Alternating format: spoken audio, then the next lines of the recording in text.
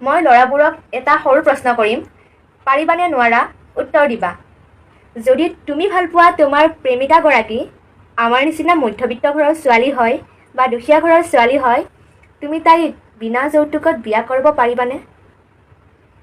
আজিকালিৰ সময়ত বৰ্তমান সময়ত প্ৰায়ে দেখা যায়, যেতিয়া এগৰাকী নবিবাহিত বোৱাৰীয়ে তেওঁৰ স্বামীৰ গৃহত প্ৰথম দিনাখনে প্ৰৱেশ কৰে, তেতিয়া ওচৰ চুবুৰীয়া মানুহে বোৱাৰীজনীক কম তেওঁৰ লগত কি কি আনিছে সেইবোৰতহে বেছি গুৰুত্ব দিয়ে।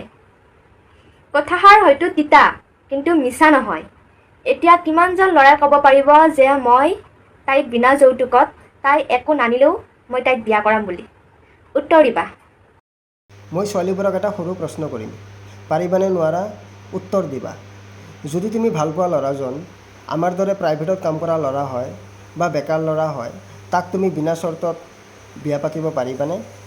আজিকালি সময়ত প্ৰায় দেখা যায় 4-5 বছৰ প্ৰেম কৰাৰ পিছতো চাকৰি থকা ল'ৰা এজন পালে নিজৰ ভাল পোৱা ল'ৰাজনক লাত মাৰি থৈ গুচি যায়।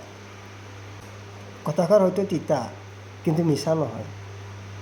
এতিয়া কিমানজনী ছোৱালীয়ে ক'ব পাৰিবা, মই ভাল পোৱা ল'ৰাজন বেকাৰ হ'লেও বা প্ৰাইভেটত কাম কৰা ল'ৰা হ'লেও মই তাৰ লগতে বিয়া হ'ম বুলি? উত্তৰ দিবা।